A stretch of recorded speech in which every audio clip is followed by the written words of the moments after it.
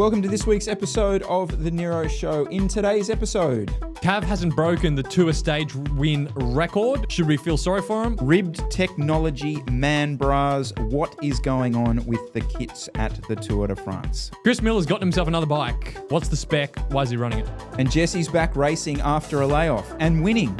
How is this possible? All right, let's get into it. All right, Jesse, you are back racing your bike and you've triggered me, all right?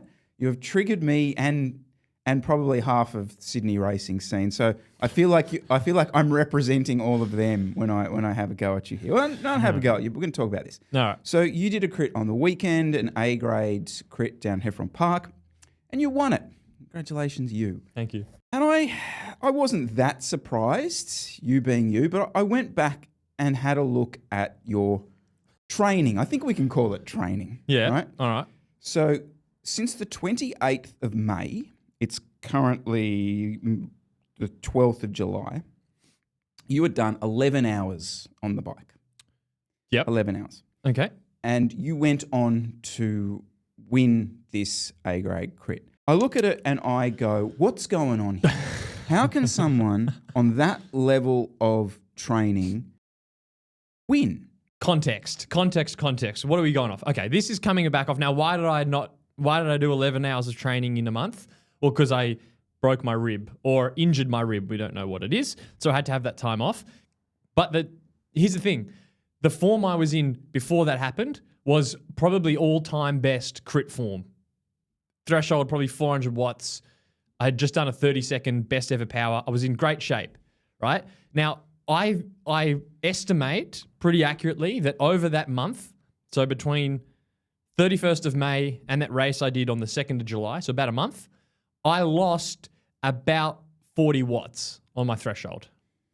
But when I lose 40 watts on my threshold, I'm still racing at 360, which for a local crit in Sydney is still enough power to get through to the end. Plus, because I was so fresh after having the time off, it's great for your sprint numbers. So I can still pull out a sprint out of my ass as long as I can make it to the finish. So, but this is what I want to get into, right? Because I did a deep dive and like your heart rate at moments, we're in the 200s here, yeah. Right? Okay.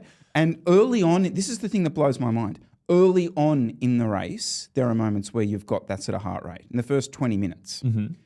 Normal people, I would argue, their heart rate gets like that. There is no recovery. I know we've discussed this and you said, oh, look, the beginning was really hard, but then I was able to settle down to this other level and then produce something at the end, right? My comment to you is that's surreal that you can normally get that high because the next step to a 209 heart rate is normally explosion zones. That's really, by the way, with my heart rate, that's the highest heart rate I think I've ever seen. Oh, God. Which is weird because I'm getting older. I would expect my max heart rate to drop slightly. So I don't know what's going on, but yes, it was quite strange. I'm hitting like 202 following attacks 20 minutes in. But again, if you look at like the actual normalized power for the first 30, 40 minutes, it was only like 340, 350. So I can give me a few minutes down at sort of 300 watts and with a threshold still at 360 after that time off, I'm still getting recovery there and heart rate's coming back down. Okay. So yeah. Do you see this in your coaching then? Like when you've got people, because that level of training that you've done, obviously, like there's got to be doubts. But it looks easy. Yeah, it looks easy. Well, firstly, there's a real competitiveness to some of these crits in Sydney, especially in A grade. There's like me versus Jack Bennett. Mm-hmm. There might be like Mick versus Lockie Harrigan. Mm-hmm. So even though the field sizes are relatively small, this is like tooth and nails racing because no one wants to see the other guy win. So in terms of the effort level, this is, I mean, you can see I'm hitting like 200 heart rate following attacks. It's like to the death just for a local crit. So there's that. But then there's also a tactical thing, which is different, right? So I'm going into this race. I've had time off so many times before. I know the story. You come in, your heart rate's higher, your power's lower, you have to race differently. So I come in, I didn't do a single attack that race, which is unheard of for me in a local crit, to not do a single attack. So I came in essentially knowing how I was going to feel, knowing it was going to suck, knowing I'd still have a sprint at the end. So my goal was just try and follow everything and don't let anyone get away. And I'll probably be able to pull a sprint out of my ass. Do you... You have to know that going in. Like if I had gone in, I'm if you go on Strava and you look, I'm one counter attack away from getting dropped. So it's just the tactics play into it. And if you're not as experienced, you probably go in and race how you were racing a month before and get dropped. So there is a sort of a method to the madness, I will say. How do you overcome the thing that those first attacks occur or whatever it is, those first squeezes happen and it really hurts?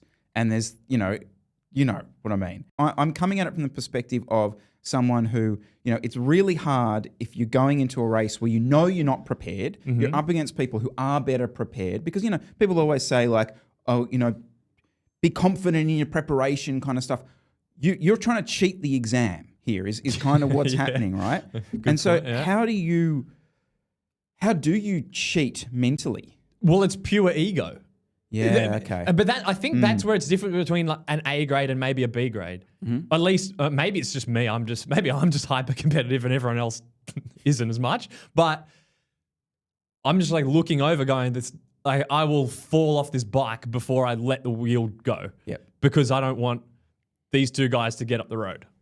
So it's just pure competitiveness. So you probably don't get that like ego versus ego style racing in like a Div 3 or Div 2. I mean, there's little tricks like generally, when you're in really good shape and your cadence is nice and high, you're on top of the gear, you're just floating, 100 RPM, nice and easy. Not the case when you're, have a bit of time off. It's a lot of like bigger gear. It's a lot of more muscular effort. So my cadence is generally a lot lower when I'm not in good shape, and then like follow an attack, get on the wheel, and I'll just knock it down a couple of gears to try and make it more of a muscular effort, and tends to drop the heart rate a bit faster. So there is a style of riding that I will use and will kind of recommend when you're not in as a good shape. Yeah, when you're in good shape, you're just like feels amazing. And you can't really do that. So there is definitely a bit of a sort of a cadence trick, I would say, but that's minor. Yeah, that's minor.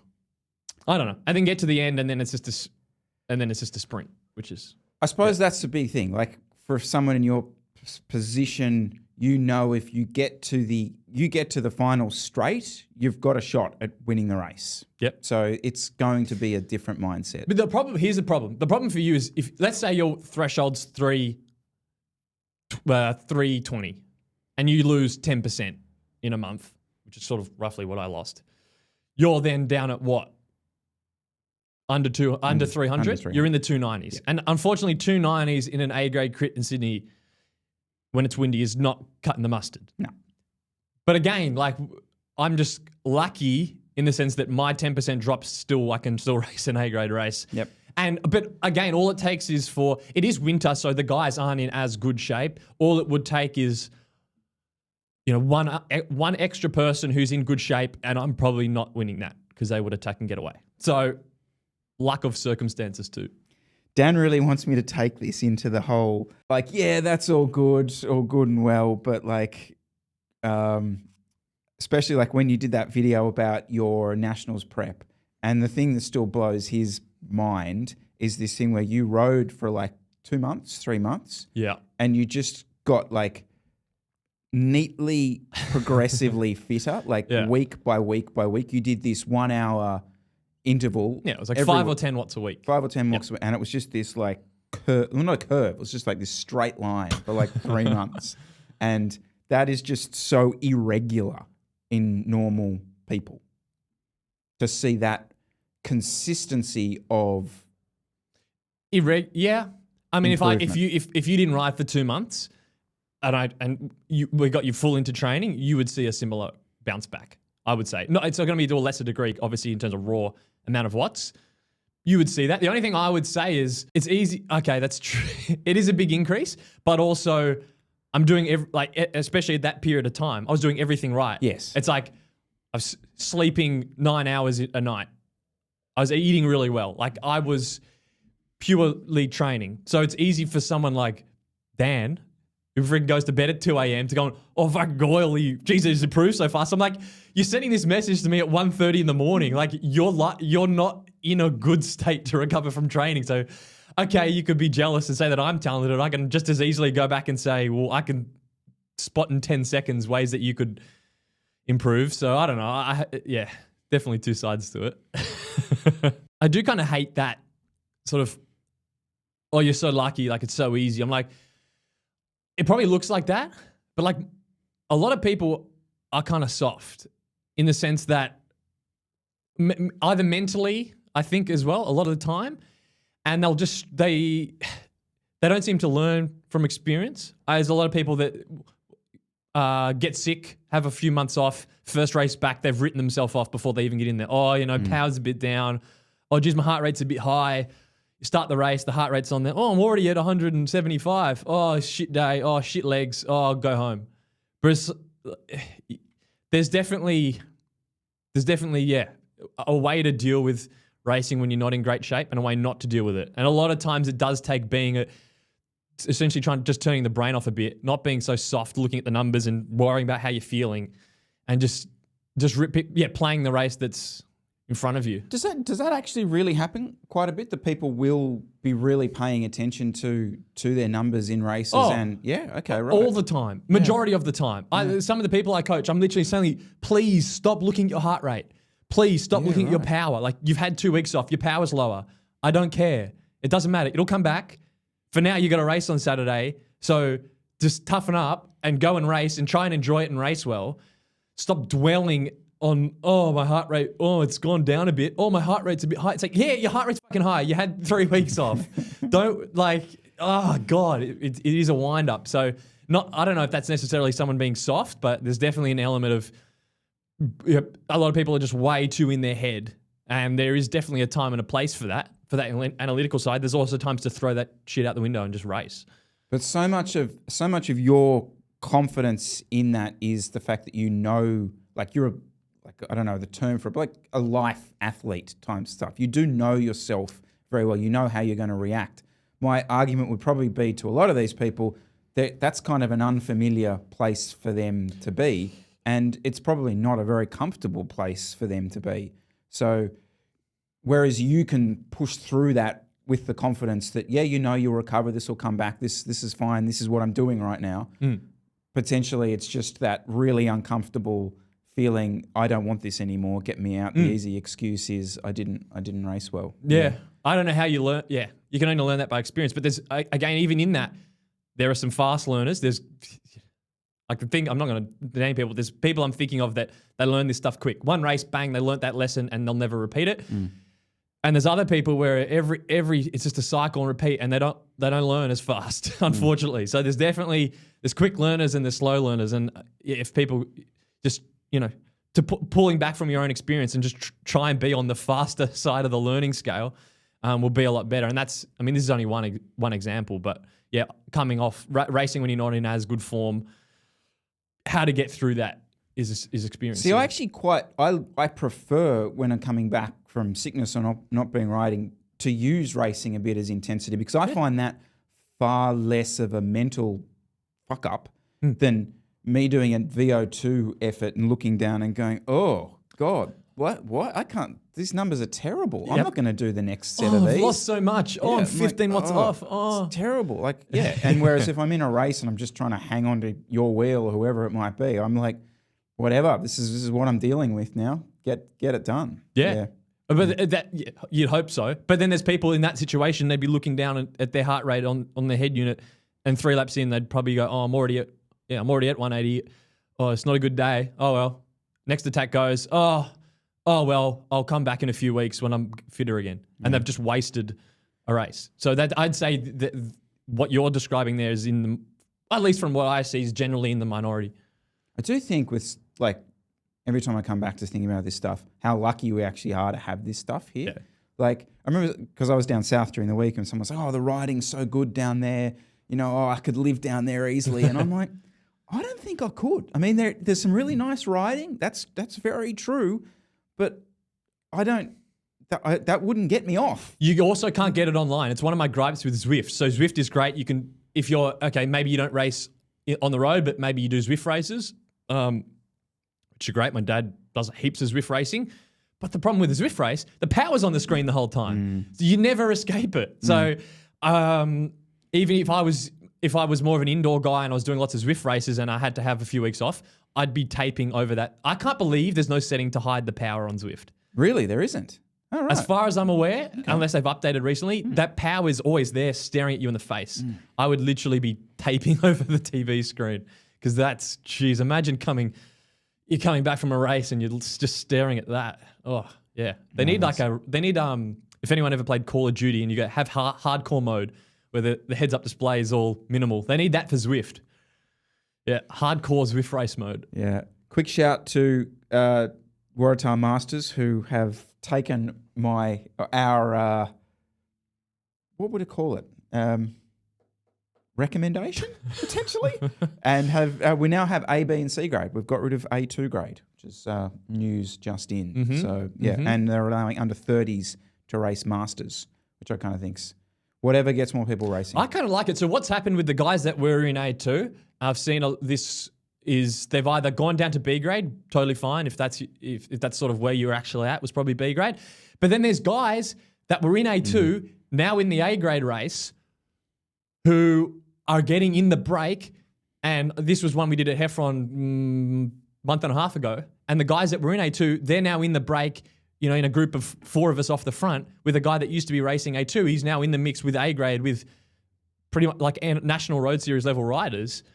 That is sick. Yep. So I think that's a good result. Sure, if you don't have the legs for it, just go down to B. If you sort of do have the legs for it, you're now racing with the top riders in the state. Freaking, how good's that? And it changes the dynamic of the racing. It's so good because my gripe with Masters racing, especially age group Masters racing, is it can be very negative. It can just be a weldathon, and to throw a bunch of under 30s in who are so used to a far more aggressive style of racing. I've seen it myself. Guys who were in that kind of A2-ish bubble have all of a sudden gone, oh shit, the first 20 minutes is just everyone attacking. Yeah. Oh my God. Like, hang on, don't hang on. Oh, follow that guy. What? I'm in the move. Yeah. No, I totally agree. I'm big fan of it. And hopefully it hasn't pissed off. I mean, there's going to be people who, probably will drop to B grade, but that'll suit them just as well. Definitely. What do you reckon, guys? Getting back to fitness using racing, mindset behind it, what do you think? Chris, you were just whinging about how you were sick of riding a Factor because everyone asked you how it rides. Then you got onto a no-name bike with a wrap, rode that for a couple of weeks, and now you're on another bike. What the hell is going on here? How much are you getting paid here? Oh, big dollars, mate. Big dollars. No. I don't understand. You just came on a few weeks ago and we're going, oh, I'm sick of riding these brands and everyone wants recommendations. I'm going no brand. I'm going no brand. I'm going wraps. I'm going cold turkey. And now we're back on brands. Well, do you want to get into the brand chat? Like, quite. I do want to chat. I do want to go through the spec. Okay. But I do. What do you? Why are we here again? Okay. The reason. I just think this is kind of navel glazing. But anyway, the reason I did the. Everyone's going to be wondering the same thing in the comments. Isn't this guy that was sick of riding brands and now he's back on brands? He was sick of riding a Factor and talking about a Factor when Factor didn't give a shit about him. Okay. And like, whatever. Yes. Yep. No, I back you on that. Yeah. Okay. Toughen up in the comments. Toughen Fair up. enough. Yeah. Yep. So, chapter 2, we're like, would you like to ride this bike? Yep. We'll send it out to you. Tell us what you think of it. Don't give a shit. You don't have to do a review, but we'll back you and support you with a frame. I was like, okay, that would be nice. I'd like to do that. Okay. Same thing with the wheels. Same thing with the wheels. Yes. Reserve. Would you like to try these wheels? Yes, I would like to. I'd actually, not to say anything bad about the Chapter 2 frame. I think it's a great frame. It actually rides quite similarly to the Factor. I am kind of more interested in the wheels. Yep. Because of Wout van Aert. And with just the internal rim width. So look, to finish off the brand stuff, my group set, I'm kind of happy to ride a bike when those brands are like, you know what, here you go, talk about our stuff if you want, positive, negative, don't give a shit, but we know you exist. I just can't believe that you're just happy to just change. I would do my head in changing bikes, and then you got to dial the fit in and get comfortable on it. And I agree. I agree. Yes, it is it is a shit show. I agree. But then what would we talk about? At least Jesse it's not Coyle? Changing shoes. But you were going through a shoe stage there. I was going changing through cleat gate every second ride.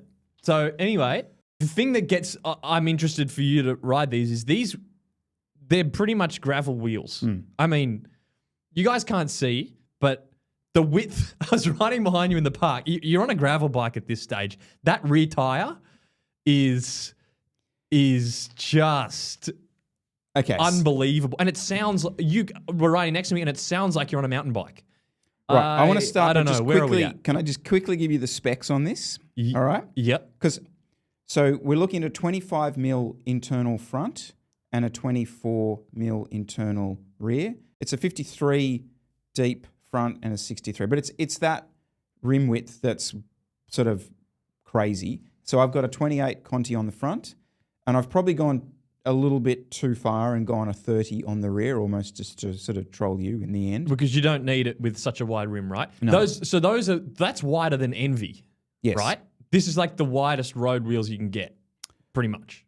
I'm not willing to make that blanket statement. Oh, okay, well, I'll say, because I went through and looked at a whole bunch of wheels the other day, and these were the widest by one or two. Most modern-ish rims are like 21 internal, 23 maybe 23. for the wider ones, for like the Envies.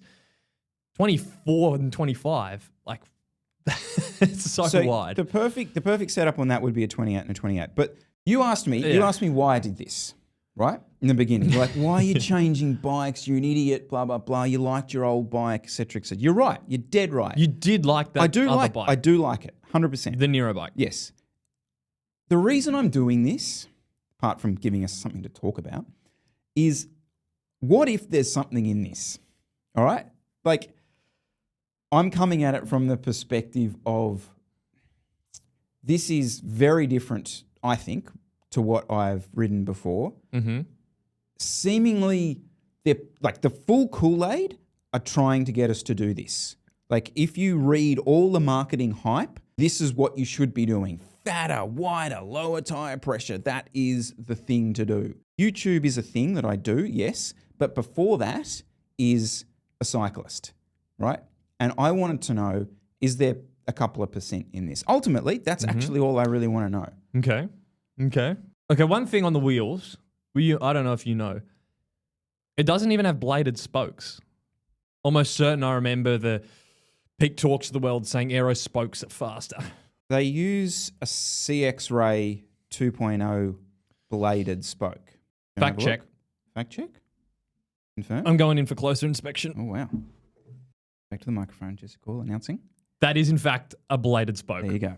So you're right. You are right. In comparison to the DT Swiss wheels, they are certainly not as bladed. I had to go in with a magnifying glass to see the bladedness of the spoke. Yep. Okay. The other non-aero factor is the external nipples. Yes, And I can see the nipples. That Confirmed. That is I suppose, a nod to maintenance. That's good. Really. Rate that. Yep. That's easy. But I remember there is- on those borers and, oh, God, break a spoke. Good luck. Same with the DT Swiss wheels. They Yep. were internals. Okay. So look, there is a nod to that. I find with these wheels, like there is so much. This is potentially a totally different chat, but I'll talk about it anyway. There is so much marketing chat about their research and development. It's hard not to buy into it. Yeah. Like the actual website has a really good video about these years of testing, not just tunnel testing, all this on the road testing. The rigged up motorbike with the sensors and all this. that? Yeah. And you're going, geez, if you couldn't do all this and not make a faster wheel, you would have thought you'd have to be something in it. Like even if you just paid a film crew to go and film some guys making it look like they were doing R&D, I'm bought into it. I still am confused why at the Tour Jumbo are running the S5 with a 30 or 40 mil version of these. So there must be something in the width and how that works with the flow, blah, blah, blah.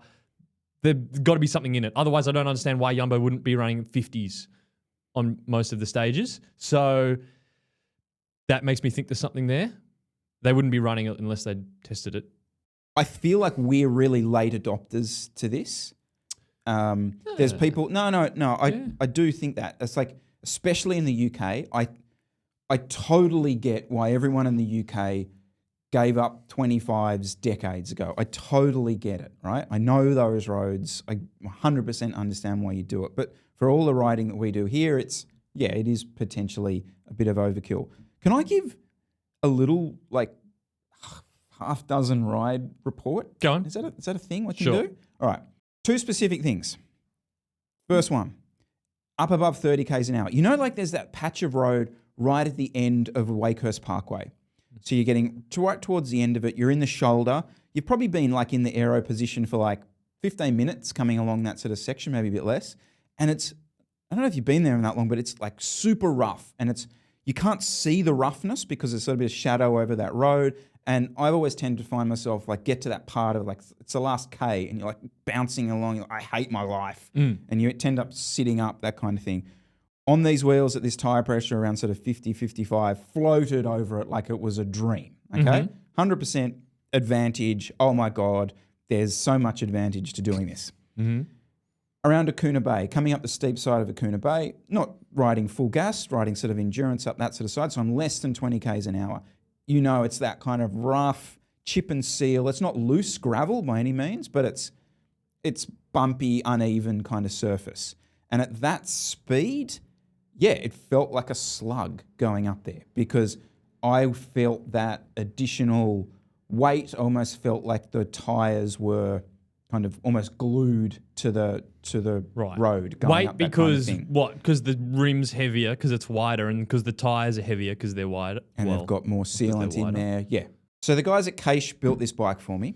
King of the chop himself, Jesse. Edwin Britz. Airport man. Airport man. He built it up for me. Does he wear him in the shop? He does. You don't know who he's speaking Oh, to. yeah, it's Apple Watch, everything. It's just like, chatting away. And then they're all at it. None of them actually converse to each other. They just walk around and sort of... Voice memos in Messenger. Yeah. Actually, Grant, stop using voice memos. They're the most annoying form of communication. As it sits there with the 30 and the 28s, it's about 7.6 kilos. So there's a weight disadvantage to what I'm doing there. Like if I went and put 25s on it, I'm probably going to lose 200 grams off the whole setup because remember, you're bumping in a lot more sealant by Pog's running him. He's on 30 rear, isn't he? 28? Well, then this is a whole other question, right? Did you see any of Ronan McLaughlin's article during the week? Yeah. Yeah. Essentially the 28 They're all on 28. Is the new 23. Like, well, it doesn't it's done. surprise me. I need to, like, you go bicycle rolling resistance, they've tested the GP 5000 at 25, 28, 30. They're ballpark the same rolling resistance. So I mean, it's not even an anti-Jesse Coyle bike because I'm on board for wider tyres. If I could fit nice wide 28s on my TCR, I'd run them. But I can't. I got a 28 on the rear, but on a relatively narrow internal width rim, so it doesn't blow out super wide. So I basically run as wide as I can on my TCR rim. If I could fit wider, I would, but I can't. So that's probably I'm 100% on board. It's a no-brainer. It's more comfortable and it's the same speed. So I think this is where you will eventually end up going disc. Oh, 100%. And well, actually, yes. Well, no. Well, okay. So hear me out. Okay. Right. So I don't think it's just the tire width. I think it's going to be the wheel development, right? And I see this a lot where your rims are designed to do two things. This rim's designed to do one thing. So your rims are obviously, they're keeping the tire on and they're stopping you. Yep. These are only keeping the tire on. And I feel like that's where this is going to... I don't think we're stopping at 20, 24 and 25. As the tire and the rim sort of technology moves along, that's where we're going to head. So even the shaping, right? The reserve make this whole thing about like the way they've shaped the the rims, that they're two very different shapes, the front wheel and the rear wheel. Mm-hmm. You can't do that on a rim brake bike. Yes, because you've got a brake track that needs to be careful. The good thing for me is it's not there yet. I mean, eventually I'm going to be sick of having to run 25 mil tires because they're not going to be as comfortable. And that's probably going to be the thing that makes me change to a disc brake bike. It's not there yet though. I'm looking at that bike. I'm still going, no thanks. But give it another couple of years and everyone's running 30 mil tires and they're going just as fast as me and I'm kind of getting beaten around a bit, I'm probably going to have to swap over. I don't think it's there yet though. I still think the benefits of my bike, all in balance, I'm still picking mine. But it's getting there. I wonder what the tipping point will be for you. I wonder what the moment will be. Like whether it's the crits that we were talking about. Like will it be someone riding away from you and you going, oh shit, I used to be able to, like, I wonder whether that, or it's just going to be a feeling thing. I think it's going to take a situation like this. Some brand will come over to you and go, right, Jesse, we really want you, and you respect them, saying, we'd love you to ride this bike for a couple of months. Now, I know you're like, oh, I don't have to change my position. Oh, my cleats. Oh, my saddle. Oh. I can't think of anything worse. Yeah, but they'll make it kind of easy for you, and then you'll get on it, and you'll be like, oh, yeah, we'll see. And you ride around Centennial Park, and you'll go, oh, no, it's about the same. But then you'll actually go for a ride outside of Centennial Park, and you'll go, oh, okay, I get it. Well, if I move, I'm not planning on moving, but if I did move out of Sydney somewhere with rougher roads, it would probably speed up the process. The good thing is I don't really ride on rough roads. I ride in Centennial Park and I race crits. That's very true. I could run 23s. I don't care. 100%. So if my riding situation changed, that might speed up the process. But for now, you be the guinea pig for me. Ultimately, I think this bike I'm would be... quite happy not going there yet. Ultimately, I think this bike would be slower for me at Centennial Park. Potentially, really nice road surface. Not that I need to go fast there, but I do feel like it's probably going to be a bit slower there. I will mention, so obviously I just did such a massive deep dive on the whole tire width thing before I went down this route, right? And I tried to do as full a YouTube deep dive as I could, and it does result in you ending up watching a lot of Peak Talk videos. Yes, we desperately want to get him on. If you are listening, PT, please come and help us. But so his video that he did where it was the wide tyres versus the narrower tyres, I think he was actually comparing like 28s to 32s across multiple sets of wheels. The outcome was that it's all about the marriage between the tyre and the rim in terms of aerodynamics. And then when it comes to rolling resistance, there was much of a muchness across the 28 and the 32. Very, very, very similar. So yeah, again, bigger guy on a flat road. I'm not surprised by those results. But the takeaway from me is if you're not losing too much, yeah, why not try it? Mm-hmm. And look, if I don't like this, I hate this setup. This is actually coming back to your original question. I'm not going to have any issue saying that. Mm-hmm. So yeah, we'll see. And that was important in sort of doing this kind of thing. You're watching the Tour de France. It's a bike race currently on. Yeah. Yeah? It's pretty good, hey? So, okay. All right. So, walking the dog, that's what I do now, walk the dog. Yep. And down there and ran into a neighbour, couple of doors down. Were they okay? That was good. Yes. Did you knock him over? No, yes, I see what you mean. Very good. No, Peggy's not that kind of dog. Okay. Actually, no, Peggy is that kind of dog. He started asking me about the tour, like, general sort of tour chat. Oh, what do you think you're watching, etc. Blah, blah, blah. And then the conversation got pretty detailed. Like, Pogacar last night, big turnaround from him. Like, looks like he's come good. The team is sort of changing their tactics. And I was like, Jesus, I knows what he's talking about. This is interesting. And so I asked him like a little bit like, do you watch much cycling? Mm-hmm. He's like, no. Only watch the Tour. I'm like, all right, cool. Yeah. So no interest in any cycling at all throughout the season, that the sport doesn't exist until July, all right? Now, this is not someone who's watching it for the castles or the tourist shots. Like, he's a sports fan, I would regard him as, okay? So, knows the protagonists, knows sort of the teams, knows a bit about team tactics and all that kind of stuff, but his only reference point really is what happened in last year's tour. The fact that Tade won Tour of Flanders this year, that didn't happen. It's not a thing. And I find this fascinating because there's a lot of, I don't know how the tour has done this. Maybe it's just because it's in mainstream media or whatever it is. But this guy's cycling world, this guy's sporting world is cycling for the next 3 weeks. Mm-hmm. And he loves it and he's into it. Do you have anyone like that in your life? Yeah, a few. I mean, I might be similar to this when the Soccer World Cup's on. Couldn't name 5 Premier League teams. Actually, no.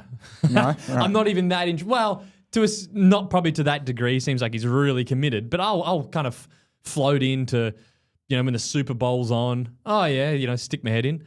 And I will, again, couldn't name 5 NFL teams. So the big events do manage to do that. I don't know. I don't know if this It's just that seems like he knows a lot. Yeah. I don't know how you'd manage to get that much information on the sport without watching. Maybe he's lying. I reckon he's lying. There's no way he knows that much about the stories if he just tunes in for the tour. So I went deeper. So I was like, did you watch the Netflix thing? No, none of that kind of stuff.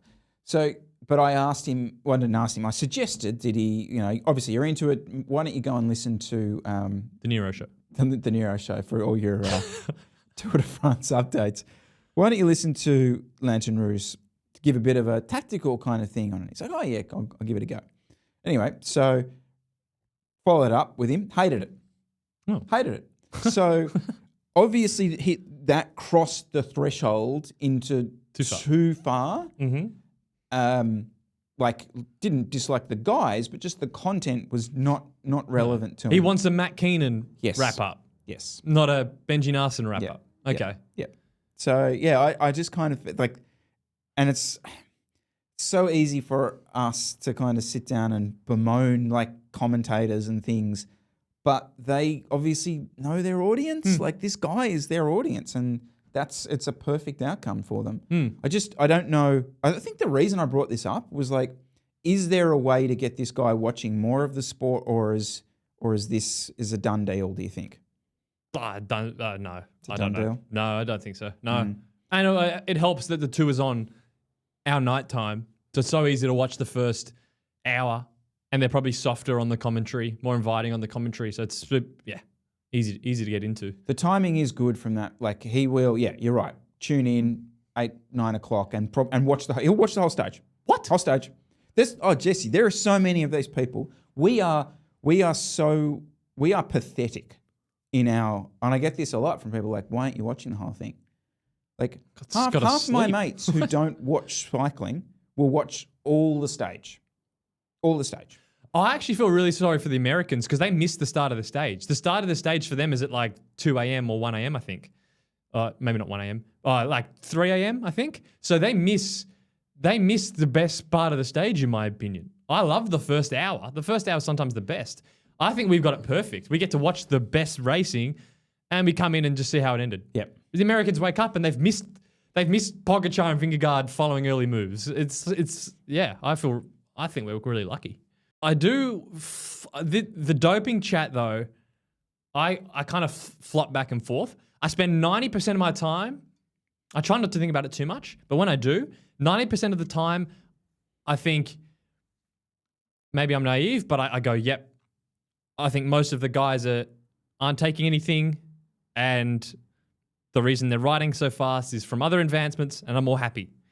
And then 10% of the time, I flop back and I go, what are the chances that the top guys are all still absolutely taking the piss and laughing at the chat that says the majority of the peloton's natural? I mean, there is a universe where the top guys are just full on the sauce, and that's why they're doing 7.5 watts per kilo for 15 minutes or whatever the hell they're doing. I don't know. I struggle. I'm like you. I flip-flop on it. I didn't I'm getting to the point, what's the point of talking about it? Because I don't have a take. I have no take. No. I'm anti-take. I don't have insight. I'm the same as you. I go from watching someone riding away from the bunch going, oh, he's glowing, this is a joke, to next minute, and I've got this written down, I want to talk about it. Next minute, it's like if Tade wins this tour, I think we need to start having the conversation about the greatest of all time. And if not that, at least the greatest season of all time this year. Mm-hmm. It's got He cannot win. There's no way he's going to win. If he wins, we have to have the conversation. We're in bizarro world. I don't understand how. And this chat bugs me as well. The chat that he was lucky that he broke his hand because it forced him to rest, and then he accidentally tripped and fell into good form. It's like, this guy's, you would think the team want this guy to win the tour, so his whole season would have been perfectly structured to be in best possible form for the tour. This chat that the breaking of the hand and the 5 weeks on the trainer or whatever it was somehow puts him in better form, I don't quite buy into. There's no way that his coaching staff and the Sports Zone staff are that far off the mark that an injury puts you in better form. Come on. Really? No one actually believes that, do Yes, they do. Okay. I read it all the time. Okay. All the time I read that. Yeah. Oh, he was lucky he crashed because he was coming in too hot. He did too much. As if this stuff's not planned out. That's definitely a talking point. So if if Tade does manage to now I don't think it's going to happen, but if he does manage to get more time back on him and win, imagine what he would have won by if he had actually had the perfect run in. Yeah, I don't disagree that it will be amazing. I will go further and say that if he does win, then we need to start having the conversation about where he ranks as an athlete in the world, like across all sports. Because I think we're getting to that point. We haven't seen this level of competitiveness, winning competitiveness throughout an entire season like this before, on the back of what he's done previously. I mean, I just, it kind of bugs me that someone like Nike and stuff haven't got around this guy yet, because he's an awesome character as well. I don't know if you watch much of, like, he's a little smart ass in the background. Like, there was a reel of him like riding around with like baguettes on the rest day. Like, he's the most anti-serious GC guy around there, which I don't know whether that makes me even more skeptical that he's like, I got you guys all stitched up because I know what I'm doing in the background. But yeah, I'm totally falling in love with the dude. Essentially, sorry, Liz. I really am. I think he's bloody good for the sport. I would like to see the Vingegaard versus Tade thing really blown up, and you have to choose a side. I think that would be really cool. I've chosen a side. I'm Team Vingegaard. I know you are. Yeah. Yeah. I just can't wait for that. We need these back-to-back stages. We need hot days. I want Vingegaard to put him to the sword and just be done with it, and take 3 minutes on a stage. Yeah. He needs to. It's going to happen. I'm saying it. It's going to happen. It has to happen in my brain. Otherwise, I don't know. It's the most likely outcome. Yeah. It is definitely the most likely outcome, which is why I'm rooting for Tade. You're rooting for the opposite. 100%. Okay. I'm 100% on the Tade bandwagon. Okay. As I said, I'm asking him to marry me. I am. I'm a full frother at this point. Okay. Yeah. I do feel like the two camps are forming. It's Vingegaard's on the dark side. You know, doesn't have the personality, and then Tade is the fun side. Everyone wants to see the fun guy win. I'm on the what's it called? The Star Wars thing. Serious. Yeah. You're on the Death Star. You're on the Empire. Yeah. I feel like that's more. I'm on that side now. So that's what I was going to ask you. Like, who you support? What does that say about you? So that's the answer. Don't psychoanalyze me. That's good. Okay. Team Tade. Team Vingegaard. I feel like if you're going to win the tour, you need to be a depressed, I hate my life, but I'm doing it because I want to win the tour. You can't have both. You can't be partying and having fun and win the tour. It's not fair. You got to be suffering like a dog, and then you get your just desserts at the end. Yeah. There's definitely room for, because with like Sagan retiring, Sagan was the coolest cyclist. Oh, we didn't talk about this when it came Yeah, up. yeah. How he had a DUI the other week. Oh, did he? Like 2 weeks before the tour. no, he was he's not pissed cool. as a skunk on his scooter driving around Monaco, I think it was. Yeah, and got I'm done. not condoning drink driving, but And because I had just called him to win a stage at the tour, yes, and then literally 3 days later, it's like Peter Sagan DUI. I'm like, oh god, there goes that pick. It was after he crashed out at the Nationals. Oh, right, okay. Yeah, and he must have gone, oh, well. Give it up. Oh, sorry. Yes, where were you going with that? Well, apart from his DUI, like the coolest cyclist, probably the last decade, right? I feel like he certainly cut through in the US. I don't know, just the style of winning and I don't know, whatever it is. Who is that now? Is it Tade? Is the coolest cyclist award vacant? I think it's vacant. I feel like Van der Poel kind of has a following, but it's a frothy following, not a It's cool not a factor. Sagan level, is Yeah. it? No. I don't know. And Tade's he's probably a bit quirky. Sagan's the king of quirky. Yeah, I don't know. I feel like there's definitely some room there. Mm-hmm. Certainly not Jonas, sadly. Come on, Jonas. Is a Red Bull sponsorship the coolest sponsorship you can get in cycling? Ooh, yeah. Yeah. Is Wout the only one that has a Red Bull? How does he get it? Like, how did that happen? The only roadie? Yeah, definitely. I don't know. Maybe. It's a secret club. Yeah. I don't know. Do you just get a DM from Red Bull's Instagram page and it's like, we want to have a meeting? Where's the open EOI? Apply to become a Ambassador. Red Bull ambassador. I would like to apply, please. I know one person who froths that more than ever. Oh, who's that? Mr. Vegan. He's chasing it. Oh. He wants one. Okay. He wants one. Oh. Yeah. All right, let us know down below, guys. Coolest cyclist in the peloton. Team Tade, Team Vingegaard.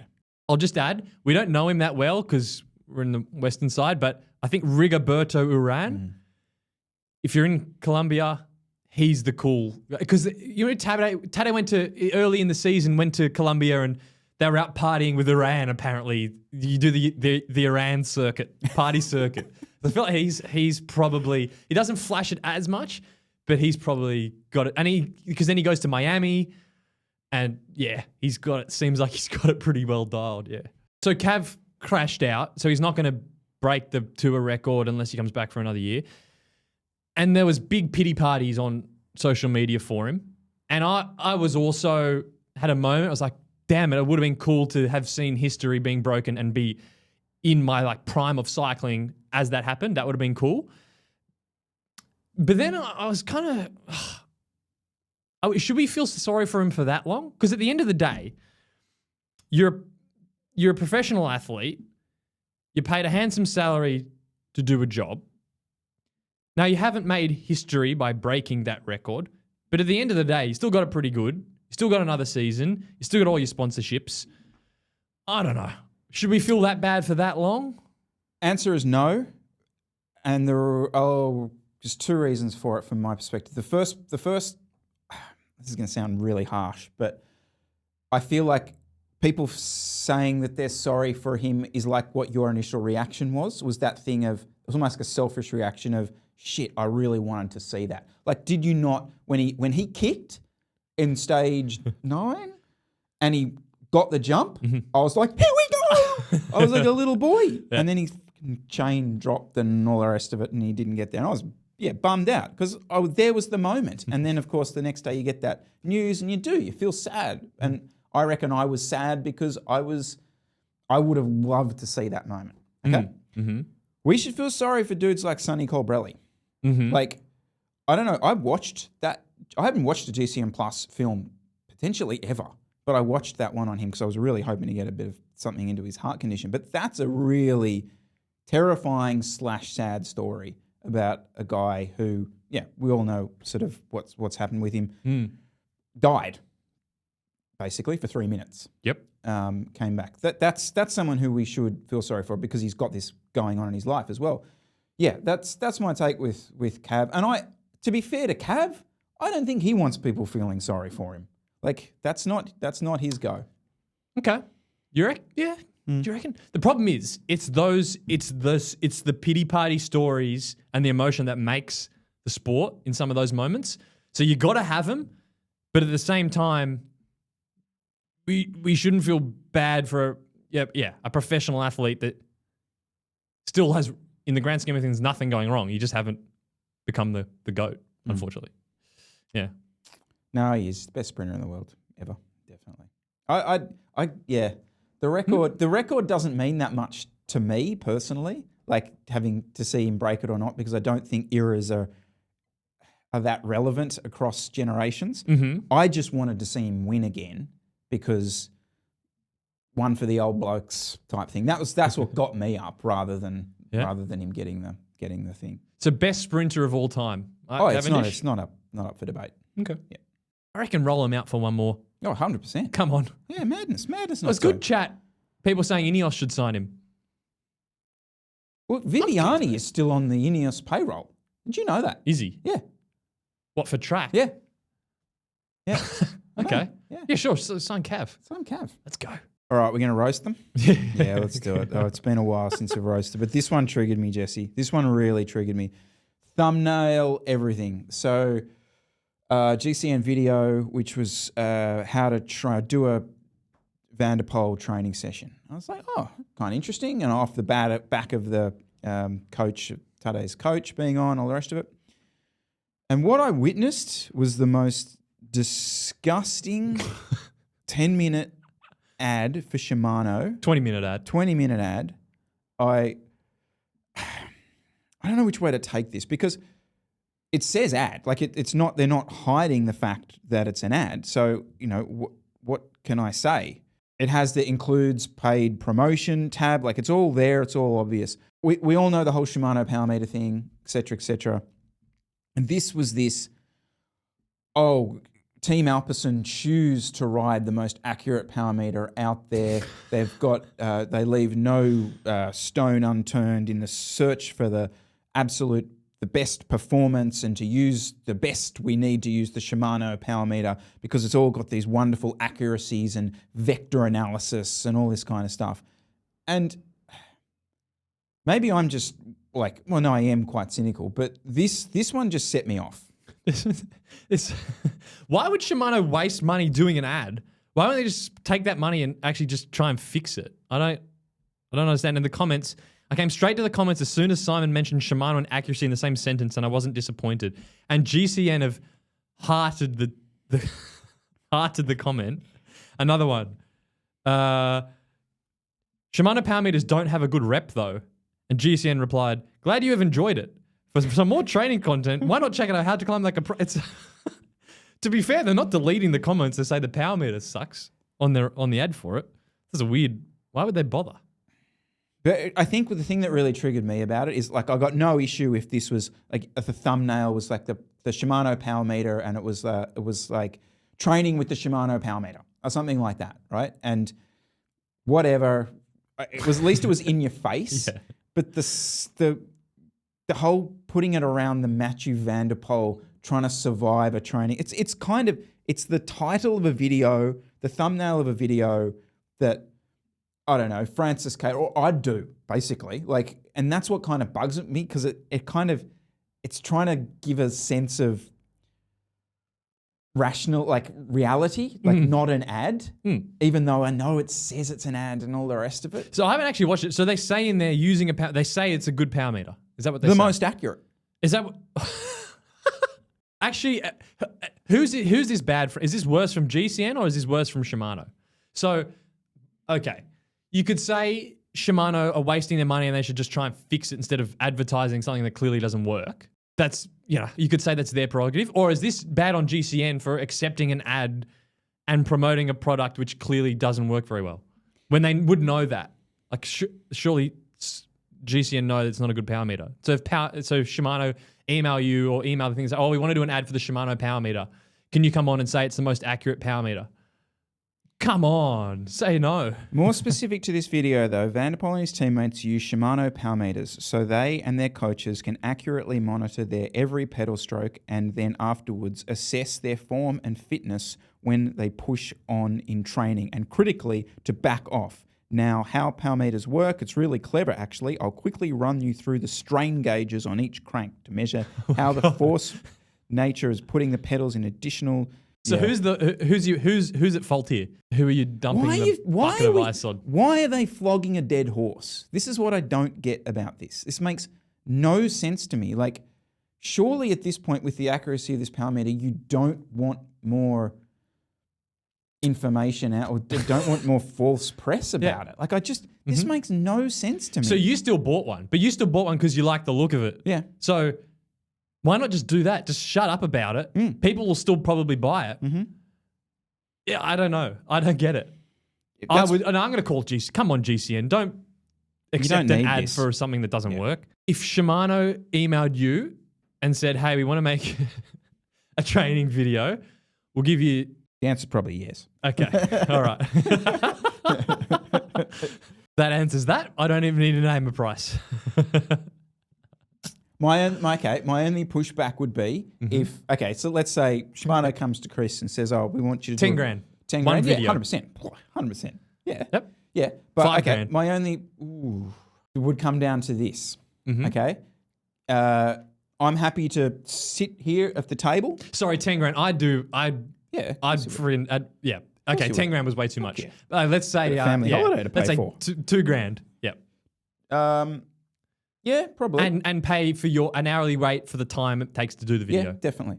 Yeah, as long as I can say it's an ad and all that stuff. But you have to say it's the most accurate power meter. Ooh. You have to do what GCN did. That's what I'm saying. You have to read their script. Okay. I reckon I would do it. Yep. If I was reading the script and I was sitting here and I called the video in-depth analysis of the Shimano power meter. And I sat in front of you and I went, here's the Shimano power meter. It's really accurate at recording power most of the time, a lot of the time. Yeah, okay. I reckon I'd do that. Yep. Where I reckon I'd get a bit thingy would be... you wouldn't do that. For 2 grand, okay. You would not do that. No, you could not get up here and do that. Come on. No, I couldn't do that. Yeah. No. Would you promote a product that you genuinely don't think works or is good? Yep.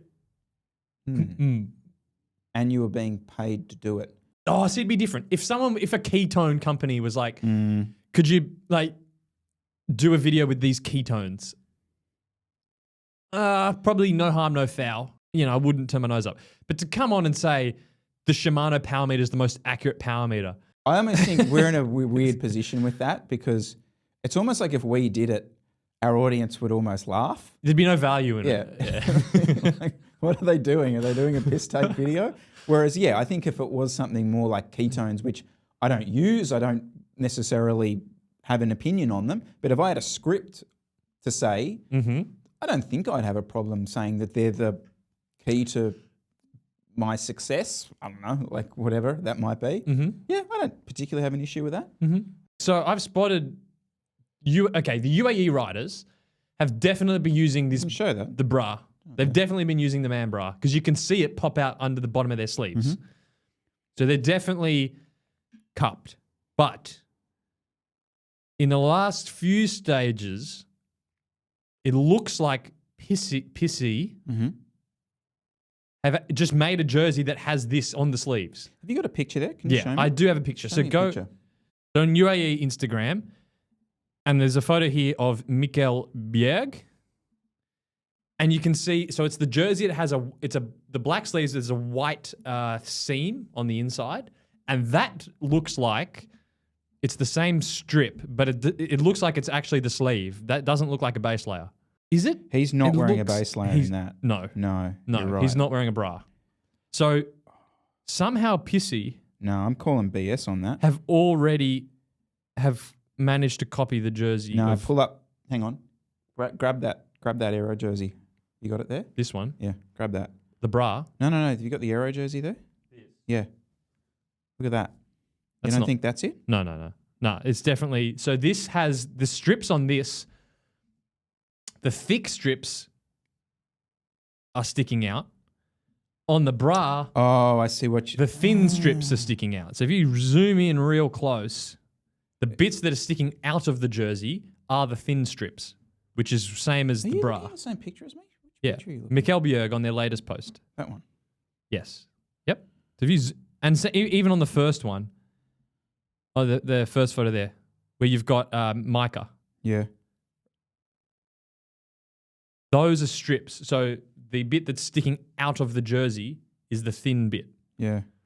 So I can't see any base layer under that. So they've already gotten the same fabric.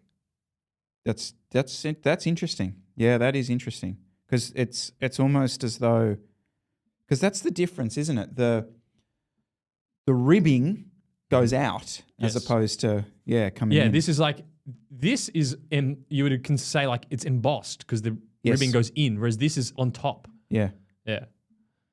No, I don't know. That's So I don't know how a they've good spot. gotten that so quick. That is a very good spot, actually. But I guess like with a lot of this stuff, it's not. I mean this is probably just a fabric that have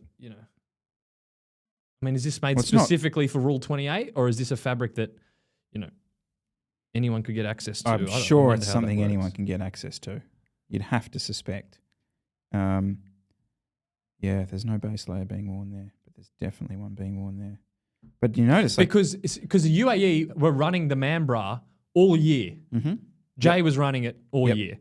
And now suddenly at the tour, the pissy kit has the same The fabric ribbing. on the Yep. sleeves. No, So you're they've just dead gone, right. yeah, that's pretty quick. We'll just go and get access to the same fabric. I wonder who makes that fabric. That would be Let us know down. It's interesting. This fabric, Mm. the more embossed one, is very common. That's not Yes. hard to get at all. Yeah, that's the fabric they use for the socks. Yeah. Yep. This though, where the ribbing's on the outside, I haven't seen that before. Yeah. It is really noticeable though with these guys when you're running the team leaders or like category leaders jerseys, like Tade's running a kind of shit jersey. Yeah. Yeah. All those marginal gains just go out the window. But that's where the bra comes in, because I did see he runs the bra under the white jersey on some stages. Definitely. So that helps. Yeah, true. But yeah, I mean, would that be even comfortable? Oh, so he's got the bra on there. Oh, yeah. Yeah, he's bra'd up. I was actually going to put the bra in behind me, but I thought like people watching this for the first time would be like, what the hell has this guy got like a man bra and he's washing up behind him? Yeah, anyway. All right, guys, that's us done this week. JC, thank you very much for your time. Thank you. We'll see you next week. See you then.